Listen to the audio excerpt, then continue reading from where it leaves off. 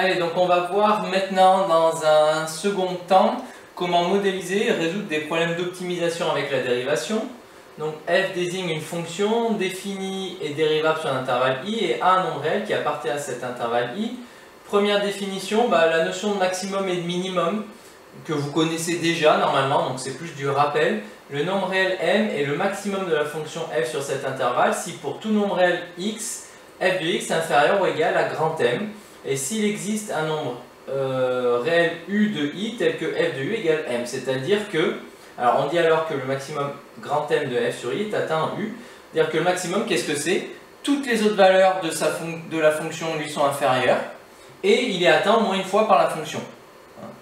La note maximale de la classe, qu'est-ce que c'est? Toutes les autres notes de la classe sont en dessous du maximum, et il y a au moins une personne qui a atteint ce maximum-là, sinon ce n'est pas le maximum. Donc cette définition, elle dit ça. Toutes les valeurs de la fonction sont inférieures ou égales au maximum, donc il peut être atteint éventuellement plusieurs fois, et il y a au moins une valeur de la fonction qui est égale quand même à ce maximum-là. Définition similaire pour le minimum petit m de la fonction, si f de x supérieur ou égal à m, et s'il existe un nombre réel v tel que f de v égale m, c'est-à-dire toutes les valeurs de la fonction sont supérieures ou égales au minimum, et il est atteint au moins une fois. On dit alors que le minimum de f sur i est atteint en v. On appelle extrémum de la fonction de façon globale les maximums et minimums. Quand on dit on va étudier les extrémums, ça revient à vous dire on va chercher le maximum ou le minimum de la fonction.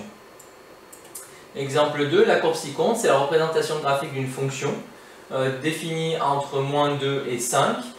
Le minimum de la fonction, il est là atteint en f, donc il vaut moins 2 atteint en moins 1.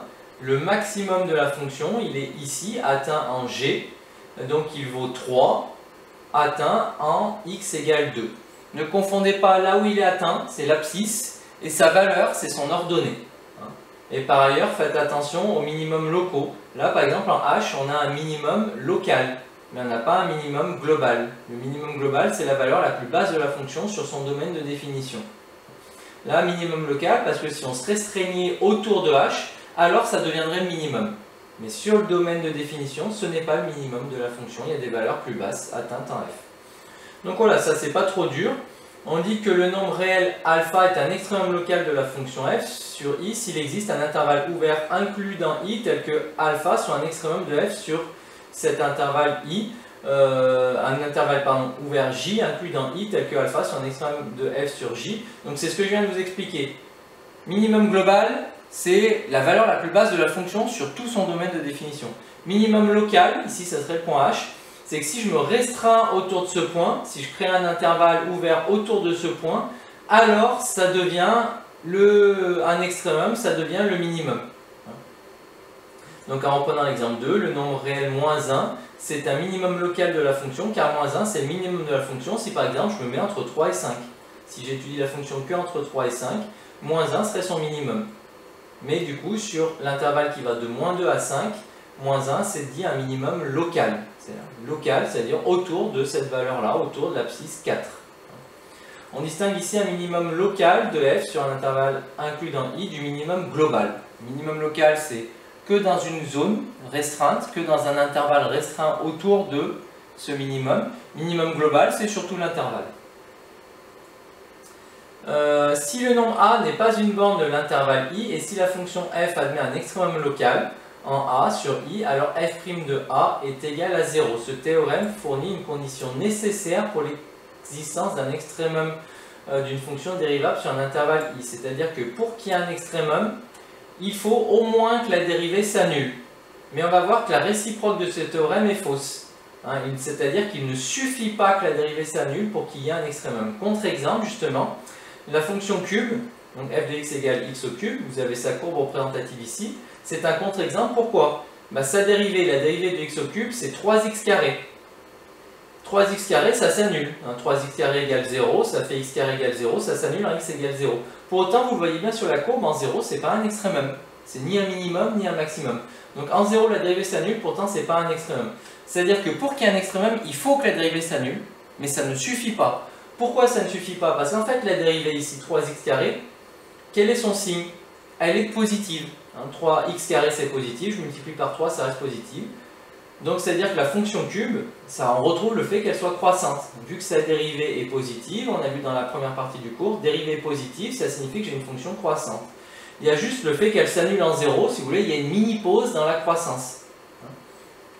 Mais du coup, qu'est-ce qu'il faut de plus pour s'assurer d'un extrêmem local? Il faut que le nombre réel A, qui n'est pas une borne de l'intervalle, si le nombre réel A donc n'est pas une borne de l'intervalle, et si la fonction dérivée f' s'annule en A en changeant de signe, alors f admet un extrémum local sur i. Ce théorème fournit une condition suffisante pour l'existence d'un extrémum d'une fonction dérivable sur l'intervalle i. C'est-à-dire que la condition nécessaire, c'est qu'il faut que la dérivée s'annule. La condition suffisante, c'est qu'il faut en plus qu'elle s'annule en changeant de signe. Pourquoi? Contre-exemple là, elle s'annule mais elle ne change pas de signe. La dérivée, c'est 3x carré, on a dit c'est positif. Donc ça fait plus 0 plus. Donc la fonction, elle fait croissante. Petite pause en 0, recroissante, donc pas d'extrémum. Alors si la fonction elle s'annule et elle change de signe, il y a deux cas possibles, il n'y en a pas 36. Soit elle fait plus moins, soit elle fait moins plus. Si elle fait plus moins, c'est-à-dire que la fonction croissante décroissante, j'aurai donc un maximum. Si elle fait moins plus, c'est-à-dire que la fonction décroissante croissante, j'aurai donc un minimum. Voyons un exemple. Reprenons la fonction de l'exemple 1 ci-contre. Sur l'intervalle qui va de moins 1,5 à 1,5, la dérivée f' s'annule en changeant de signe pour x égale moins 1 et 1. Alors l'exemple 1, c'était celui-ci. La dérivée, on a vu, elle s'annule en changeant de signe entre moins 1 autour de moins 1. Moins 1, elle vaut 0. Avant, elle est positive. Après, elle est négative. Pareil, autour de 1. Avant elle est négative, avant elle est positive, donc en moins 1 et 1, dans les deux cas, elle s'annule et elle change de signe. Donc ça signifie qu'il va y avoir deux extrémums locaux en moins 1 et 1. Puisqu'on a dit, si je passe de plus à moins, c'est que la fonction passe de croissante à décroissante, ça correspond à un maximum local. Si je passe de moins à plus, c'est-à-dire que la fonction est décroissante puis croissante, ça correspond donc à un minimum local. Donc voilà pourquoi il y a deux extrémas locaux en moins 1 et en 1. f de moins 1, c'est le maximum.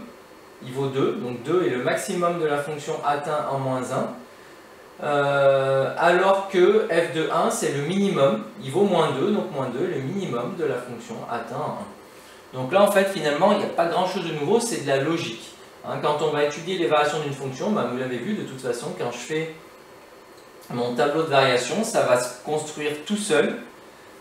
Ma fonction dérivée, quand je vais étudier son signe, en dessous du signe, je vais faire directement le tableau de variation et je vais voir apparaître les extrémas locaux.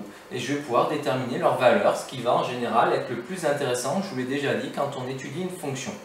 Donc vous voyez comment on va utiliser des dérivés pour étudier des variations de fonctions. Donc voilà pourquoi, je vous l'ai dit, l'étape cruciale, ce sera surtout de ne pas planter le calcul de la dérivée. Donc voilà pourquoi on avait déjà fait un premier chapitre là-dessus, et là il va falloir refaire tourner tout ça pour que vous soyez capable de déterminer les fonctions dérivées sans erreur, parce qu'après évidemment on va les utiliser pour étudier leurs signes et pour en déduire les variations de fonctions. Donc si vous plantez le calcul de la fonction dérivée, vous planterez l'étude de signes et donc l'étude des variations de la fonction, donc soyez bien vigilants là-dessus. Et après il faut être capable donc, de déterminer le signe. Alors rassurez-vous, en général, les études de signes qu'on va vous demander, les fonctions dérivées sur lesquelles vous allez tomber, c'est des dérivés du second degré, les polynômes second degré, voire des fonctions affines, ou alors des fonctions factorisées telles que vous puissiez faire un tableau de signes en faisant le signe facteur par facteur, puis en faisant le bilan comme on faisait en seconde. On ne va pas vous demander d'étudier des fonctions des signes de polynômes du 12e degré. A priori, vous ne savez pas faire.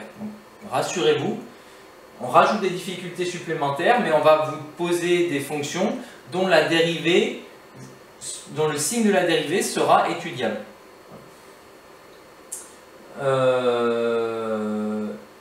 Et donc voilà, encore une fois, entraînez-vous bien, soyez vigilants dans les calculs et ayez bien en tête que la dérivée maintenant ça va vous suivre dans pas mal des chapitres qui arrivent, y compris en terminale où on ira même encore plus loin que ça.